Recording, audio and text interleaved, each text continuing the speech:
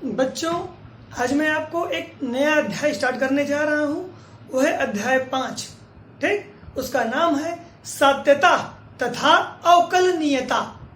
सात्यता तथा अवकलनीयता, अंग्रेजी में इसे बोलते हैं कंटिन्यूटी एंड डिफरेंशियबिलिटी। तो बच्चों, जो आज मैंने नया अध्याय में पढ़ाने जा रहा हूँ आपको, अब देखिए मैंने बोर्ड पर उसका नाम लिखा हुआ है, अध्याय 5 है। इंग्लिश में भी मैंने नाम लिखा हुआ है कंटिन्यूटी एंड डिफरेंशियबिलिटी। और जो मैं एक्सरसाइज कराऊंगा, एक्सरसाइज कराने का मतलब कि जो मैं आज पढ़ाऊंगा बच्चों, ये जो मैं यहाँ लिखता हूँ एक्सरसाइज 5.1, इसका यह मतलब हुआ कि जो मैं पढ़ा रहा हूँ, ठीक, इस पढ़ाने पर आप एक्सरसाइज 5.1 आप लगा सकते हैं। लगा सकते का मतलब ये नहीं हो कि आप पूरा लगा लेंगे, यानी कि जो प्रश्न मैं बताऊंगा वह उस प्रकार के प्रश्न एक्सरसाइज 5.1 में आपको मिल जाएंगे। बस इसका ये अर्थ होता है। ठीक, उस प्रकार के प्रश्न मिल जाएंगे तो आप उसी आधार पर एक्सरसाइज की क्वेश्चन क्या करते हैं, हल करते हैं। तो बच्चों, आज मैं स्टार्ट करने जा रहा हूं सात्यता तथा अवकलनीयता। ठीक, ये एक नया चैप्टर है, बहुत इंपॉर्टेंट चैप्टर है बच्चों, और यहीं से हमारा 12th का कैलकुलस स्टार्ट होता है। ठीक है ना, 12th का जो कैलकुलस होता है यहीं से स्टार्ट होता है बच्चों हमारा। तो आइए, सात्यता क्या होती है बच्चों, मैं आपको बता रहा हूं। ठीक, सात्यता का मतलब बच्चों होता है लगातार कोई कार्य यदि लगातार चल रहा है, उसी को हम हिंदी में सतत भी बोलते हैं। सतत, सातत्य, सतत, सातत्य, सात्यता, कुछ भी बोलते हैं बच्चों, इसमें कोई अंतर नहीं है। इसका एक ही मतलब है कंटिन्यूटी। उसके अंग्रेजी से भी क्लियर है, कंटिन्यूअस, जो लगातार चलता रहे, बीच में कहीं रुके नहीं। तो बच्चों आइए, कोई भी फलन, ठीक, कोई भी फलन सतत है या सतत नहीं है, यानी कि कंटिन्यूअस है या डिसकंटिन्यूअस है, इसी का परीक्षण हमें करना होता है इस चैप्टर में। जैसा कि इस चैप्टर में आप देख रहे होंगे कि लिखा है सात्यता तथा अवकलनीयता। तो सबसे पहले बच्चों हम सात्यता पढ़ाते हैं आपको। सात्यता जब खत्म हो जाती है तब हम अवकलनीयता पढ़ाते हैं, यानी कि इसमें दो चैप्टर मिक्स है। एक सात्यता एक अलग चैप्टर है और अवकलनीयता एक अलग चैप्टर है। ठीक, लेकिन एनसीईआरटी में इसने दोनों को कंबाइंड करके एक साथ दे दिया गया है। तो बच्चों, अब मैं आपको सात्यता पढ़ाने जा रहा हूं, और सात्यता क्या होती है सारी चीजें मैं आपको बताऊंगा। ठीक है, और सात्यता किसका चेक करते हैं। जैसे बच्चों कोई फलन दे दिया गया, ठीक, एक फंक्शन आपके सामने दे दिया गया, पूछा गया कि यह फंक्शन सतत है या सतत नहीं है, तो ये आप कैसे पता करेंगे कि दिया गया फंक्शन सतत है या सतत नहीं है। तो बच्चों, सतत का मतलब क्या हुआ, या सतत का मतलब वह फंक्शन लगातार कार्य कर रहा है या लगातार कार्य नहीं कर रहा, यानी कि वो फंक्शन चल रहा है या बंद हो चुका है। यानी कि कहने का मतलब बच्चों कि वो फलन कंटिन्यूअस है या वो फंक्शन डिसकंटिन्यूअस है। तो कंटिन्यूटी या डिसकंटिन्यूटी जांचने की, ठीक, तरीके मेरे पास है। कैसे लगाएंगे आइए बोर्ड पर देखते हैं। लेकिन बच्चों, इससे पहले, कंटिन्यूटी से पहले मैं आपको कुछ छोटी सी चीजें बताना चाहता हूं, जो कि मैं बोर्ड पर बता रहा हूं, उसको ध्यान से सुनिएगा। अब मैं आता हूं सबसे पहले वास्तविक संख्या रेखा पर। आइए देखते हैं हम।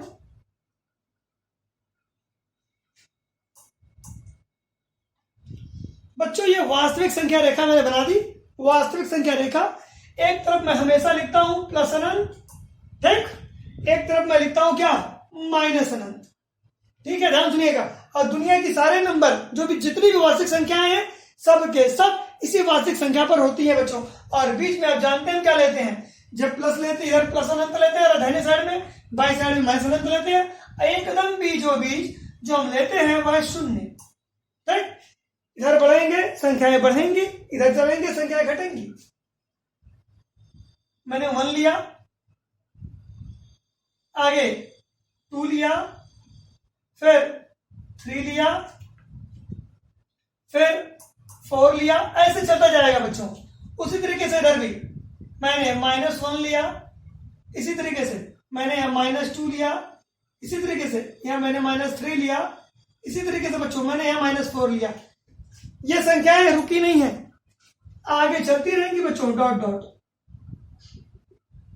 ठीक, ये भी रुकी नहीं है, ये भी इधर ऐसे आगे डॉट करके क्या करेंगी, चलती रहेंगी। लेकिन मैं सारी संख्याओं को नहीं दिखा रहा हूं बच्चों। आप ये बोलेंगे कि सर आपने इसको क्यों बनाया, तो मैं बच्चों आपको एक बात बताना चाहता हूं कि प्रत्येक फलन, ठीक, जो भी फलन आपके सामने दिया गया रहेगा क्वेश्चन में, जिसकी सत्यता की जांच आपको करनी है, उसके सत्यता की जांच के साथ साथ आपको एक बिंदु दिया गया होगा।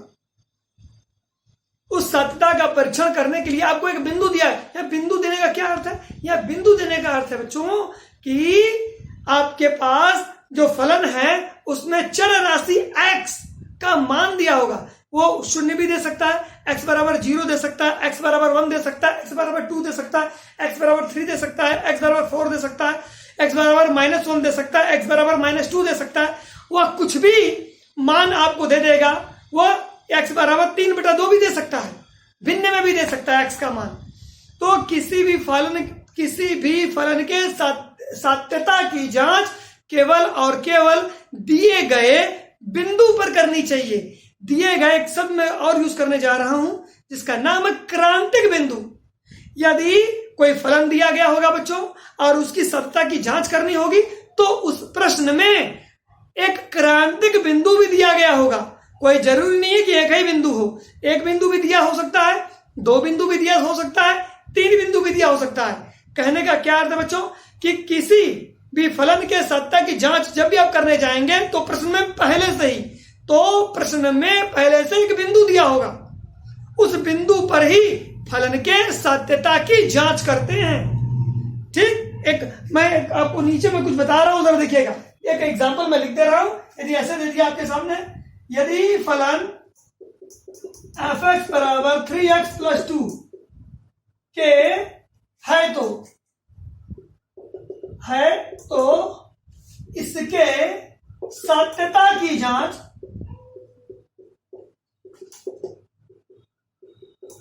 x बराबर 5 पर कीजिए। बच्चों जरा इस प्रश्न को आप एक बार पढ़ लें, आपको समझ में आ जाएगा मैं बताना क्या चाहता हूं। मेरे सामने फलन दिया गया है। क्या दिया गया? फलन f(x) बराबर 3x + 2 है तो इसके सत्यता की जांच x बराबर 5 पर कीजिए। यानी कि इस फलन की सत्यता, यह फलन x बराबर 5 पर यह फलन सतत है कि मैं कार्य कर रहा है या कार्य नहीं कर रहा। यानी कि x बराबर 5 रखेंगे बच्चों, x का मान वास्तविक रखेंगे तो एक बात याद रखिएगा, fx का भी मान वास्तविक आना चाहिए। जैसे x का मान यहाँ पे 5 रख दिया तो ये क्या आ जाएगा? f5 बराबर 3 × 5 + 2।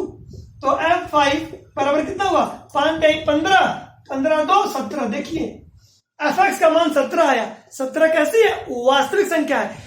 x के वास्तविक मान के लिए fx का वास्तविक मान ही प्राप्त होता है। ठीक, ऐसा जब होगा तब हमारा फलन क्या होगा? सतत होगा। ठीक है, तो बच्चों यहाँ पर जो क्वेश्चन ऐसे दिया रहेगा, आपके सामने क्या दिया रहेगा? एक बिंदु दिया रहेगा, एक फलन दिया रहेगा और इस बिंदु पर हमें फलन के सत्यता की जांच करनी होती है।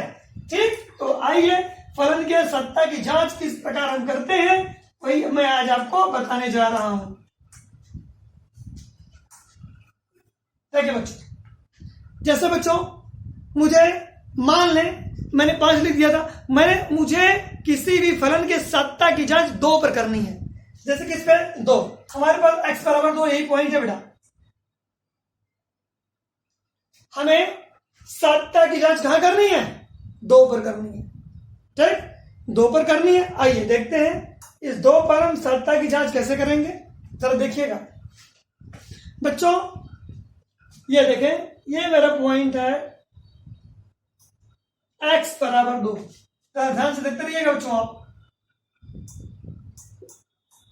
इसको बोलते हैं, ये मेरा पॉइंट ऊपर जो मैंने बनाया ये हमारा है x बराबर 2। ठीक, अब आप ध्यान से सुनिएगा। मैं x बराबर 2 पर मुझे फलन के सत्यता की जांच करनी है। मैं इस बिंदु 2 से दाहिने जाऊंगा। अब देखें राइट हैंड साइड इधर जाऊंगा तो मैं हमारा x का मान 2 से अधिक होता जाएगा। देखिए जब मैं इधर बढ़ते बढ़ते जाऊंगा तो यहां पर पहुंच जाऊंगा तो x का मान 2 से बढ़ के कहां तक पहुंच जाएगा? 3। यदि आप इस बिंदु के दाहिनी ओर चलते हैं, इस बिंदु के दाहिनी ओर चलते हैं तो x का मान बढ़ता है। देखिए यहाँ 2 से बढ़ के कितना हो गया? 3 हो गया। लेकिन अब जरा देखें, अब 2 के बाईं ओर चलते हैं, 2 से बाईं ओर चलेंगे लेफ्ट हैंड साइड, तब देखिए 2 का देखिए कम होने लगा, 2 का मान घट के कितना आ गया, 1 आ गया। तो बच्चों जब हम इस संख्या से 2 से आगे चलते हैं, इस स्थिति को हम बोलते हैं राइट हैंड लिमिट, और जब हम 2 से पीछे चलते हैं तो इसको हम बोलते हैं लेफ्ट हैंड लिमिट। कहने का मतलब ये है बच्चों, आइए देखिए, ये मेरा पॉइंट था, मैं इधर से आगे चला, ठीक, कितना आगे चला बच्चों, बहुत छोटा सा, जिसको हम एच मानते हैं। क्या कहते हैं, एच। मैं इस 2 से बहुत थोड़ा सा आगे बढ़ा, ऐसा नहीं कि मैं 3 तक पहुंच गया, मैं 3 तक नहीं पहुंचना, पर 2 से थोड़ा सा आगे बढ़िए, दाहिनी ओर, ठीक, आप आगे बढ़े इधर, ठीक है। तो बच्चों यहां पर आपने आप कितना आगे बढ़े, एच। इसी तरीके से यदि आप एच आगे बढ़ेंगे तो इसे बोला जाता है ये x बराबर 2 प्लस एच। अब जब 2 से आगे बढ़ेंगे, कितना आगे बढ़े, h आगे बढ़े, और h का मान हमें यहां पर लेना होता है, जानते हैं क्या, h टेंड टू 0। ये जो h टेंड टू मैं 0 लिख रहा हूं, इसका ये मतलब हुआ h का मान लगभग किसके बराबर है, 0 के बराबर है। यानी कि आप 2 से बहुत ज्यादा आगे नहीं बढ़े हैं, 2 से बहुत हल्का आगे बढ़े हैं। कितना आगे बढ़े हैं, लगभग 0 के बराबर, ठीक। तो जब भी हम दाहिने बढ़ते हैं तो यहां प्लस करते हैं, और इसको हम बोलते हैं क्या, राइट हैंड लिमिट।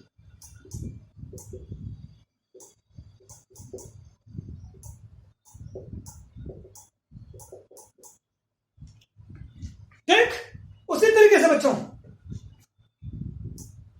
अब मैं इसके पीछे खस सकता हूं, कितना खसका, h, बहुत थोड़ा सा, इस पॉइंट को, ठीक। यहां पे मैं बोलूंगा x बराबर 2 माइनस एच, और यस टेंस टू 0। x बराबर 2 माइनस एच और यस टेंस टू 0, ठीक। और इसे हम बोलते हैं लेफ्ट हैंड लिमिट।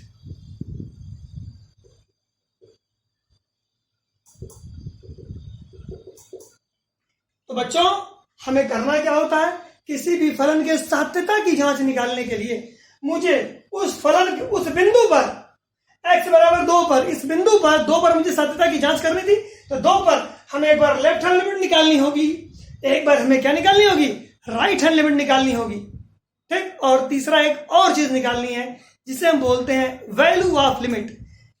या जब जो आप दो देख रहे हैं, x बराबर जो 2 आप देख रहे हैं बच्चों, इस पॉइंट का भी नाम है, इस पॉइंट को हम बोलते हैं वैल्यू ऑफ लिमिट।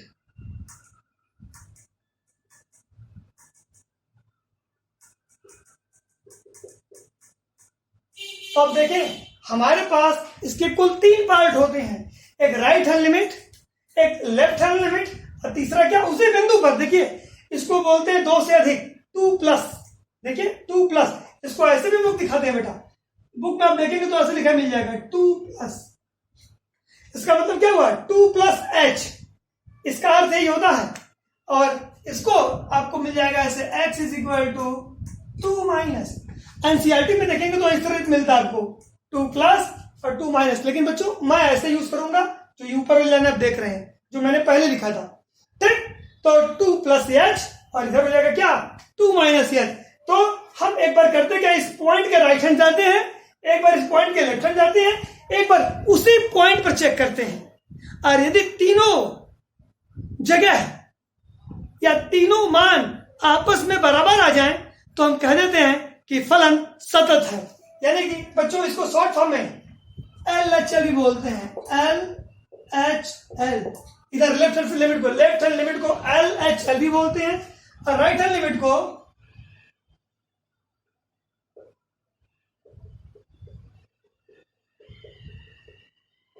याद रखिएगा मेरी बात, राइट हैंड लिमिट को मैं RHL भी बोलता हूं, ठीक है।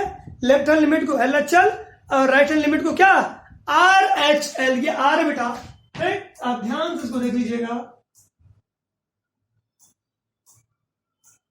ये RHL है, ठीक।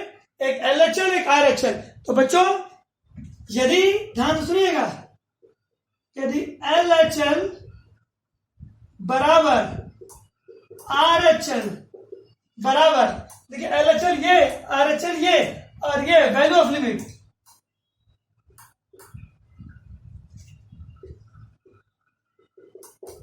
ये तीनों आपस में बराबर हो जाएं तो फलन दिए गए बिंदु पर सतत होता है।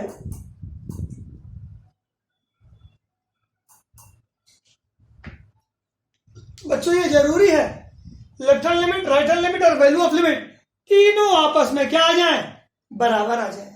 यदि ये तीनों आपस में बराबर आएंगे तभी हमारा फलन क्या होगा, सतत होगा। तो सतत बच्चों, केवल एक चीज को सतत ज्ञात करने के लिए मुझे left hand limit, right hand limit और वैल्यू ऑफ लिमिट तीनों निकालना पड़ेगा।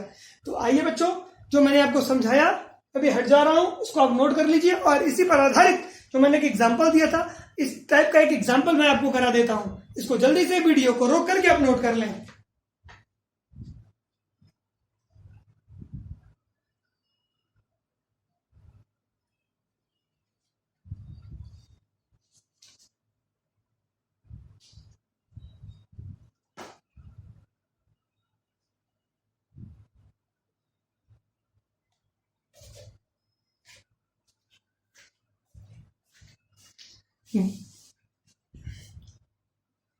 बच्चों अब मैं आपको एनसीईआरटी का एग्जाम्पल 1 कराने जा रहा हूं, ठीक है।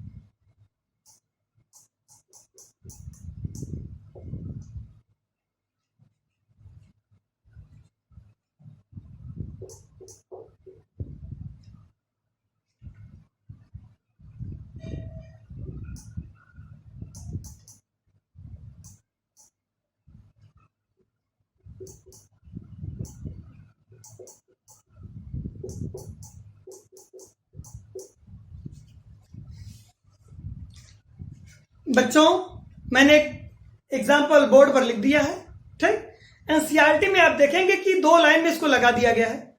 आप उस तरीके से भी इस क्वेश्चन को लगा सकते हैं, लेकिन उस तरीके से लगा लेंगे बच्चों तो आप जो मैं समझाना चाहता हूं उसको आप अच्छे से समझ नहीं पाएंगे। यदि सात्यता को अच्छे से समझना है तो हमेशा और हमेशा हमें left hand limit, right hand limit और वैल्यू ऑफ लिमिट तीनों निकालनी चाहिए। यदि हम तीनों निकालने में सक्षम है तो हमें कोई दिक्कत नहीं बच्चों। यदि कोई भी दिया गया फलन सतत है तो उसके left hand limit, right hand limit और वैल्यू ऑफ लिमिट तीनों के तीनों आपस में बराबर होंगे। तो मैं इस क्वेश्चन को अपने तरीके से बताने जा रहा हूं, एनसीईआरटी के तरीके से नहीं, ठीक। जरा देखिएगा ध्यान से। एनसीईआरटी का तरीका बच्चों इससे छोटा जरूर है, लेकिन मेरा जो तरीका है वो उसका बेसिक है, ठीक। सत्यता, किसी भी फलन की सत्यता आपको इसी बेसिक नियम से ही जांचनी चाहिए। तो देखिए x बराबर 1 पर फलन f के फलन दिया गया, बिंदु तो दिया गया बच्चों x बराबर 1। जो ये दिया गया x बराबर 1, इस बिंदु को हम क्रांतिक बिंदु कहते हैं। अंग्रेजी में इसे क्रिटिकल पॉइंट भी कहते हैं, ठीक। तीसरा इसका नाम अंग्रेजी में मैं बता दे रहा हूं, डाउटफुल पॉइंट।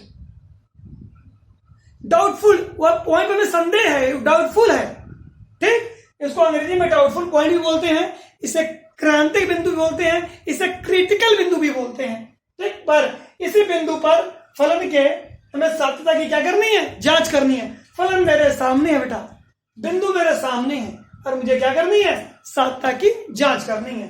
तो आइए देखिए कैसे लगाता हूं। इसको लिखना ही बच्चों मुश्किल है, इसको एक बार लिखने का पैटर्न आप ध्यान से देख लें, उसी पैटर्न पर लिखें, क्वेश्चन कभी भी गलत नहीं होगा।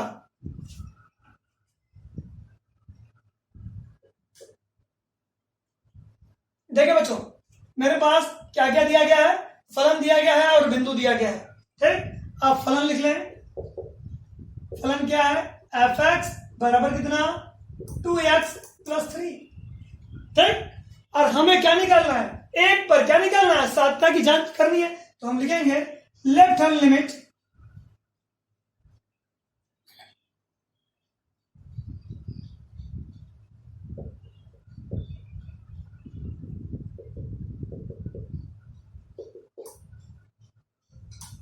आप ऐसे भी लिख सकते हैं, आप चाहे तो ऐसे भी लिख सकते हैं बच्चों।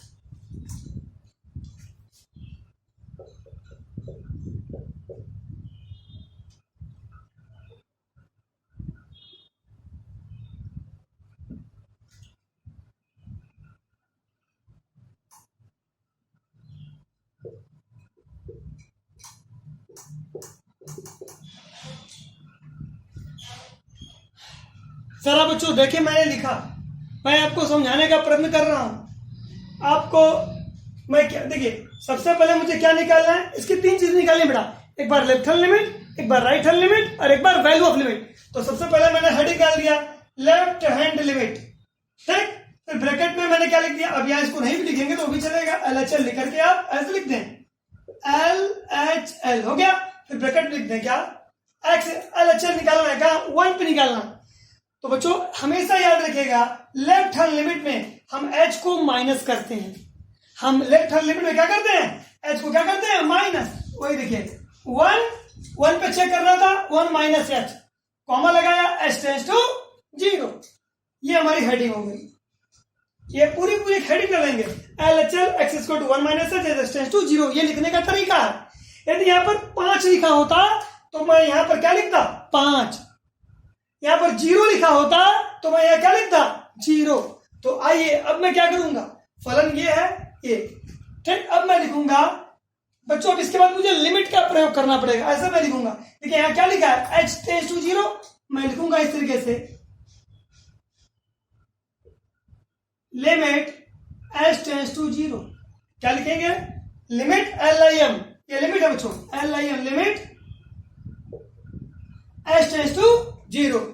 ठीक, अब क्या करना है बच्चों, मुझे इस फलन के, ये जो दिया गया फलन है, इसके दाहिने साइड देखना है। इसके दाहिने साइड कितना लिखा है, 2x + 3।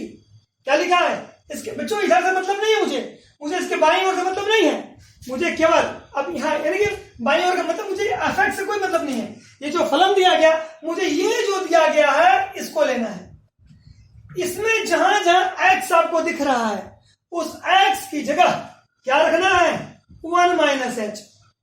क्या रखना है, 1 - h इसमें। ठीक, आइए मैं इसको मिटा दे रहा हूं। देखिए बच्चों, अब मैं लिखने जा रहा हूं यहाँ पे लिमिट h टेंड्स टू 0।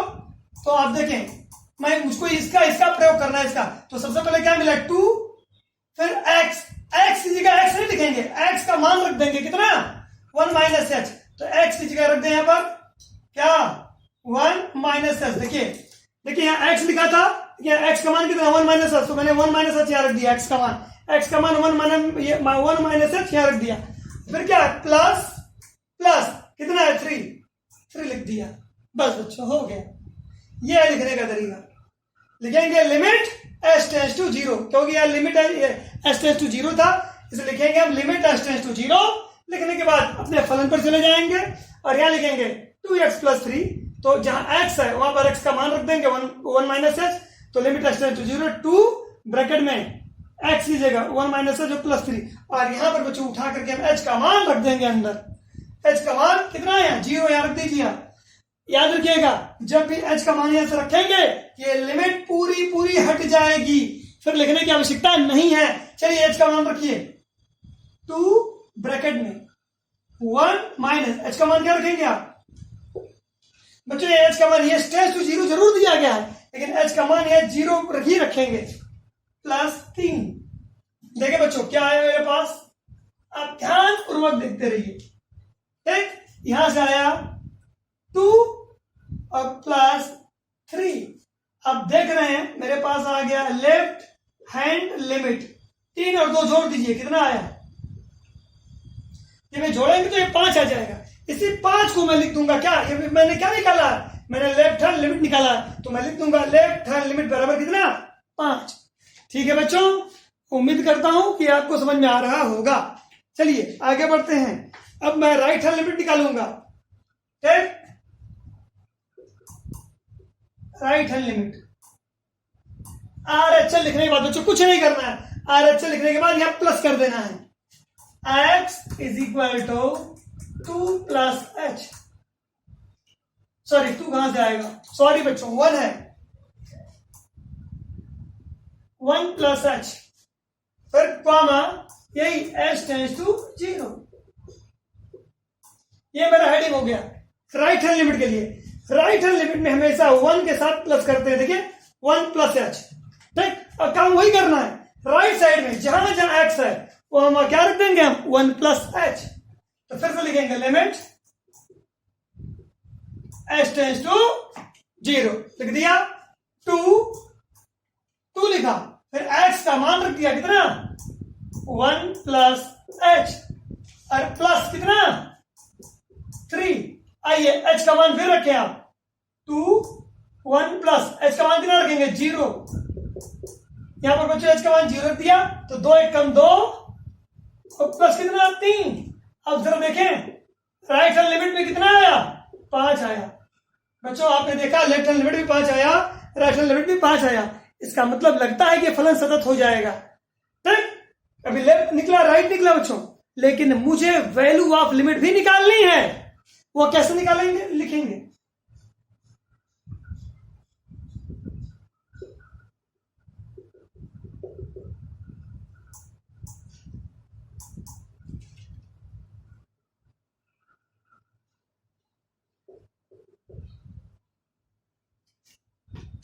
देखिए बच्चों, यह तरीका है लिखने का वैल्यू ऑफ लिमिट का। देखिए आप, सॉरी मैं बार बार गलती से 2 लिख दे रहा हूं, ये मेरी गलती है, या 1 लिखना है बच्चों मुझे, सॉरी।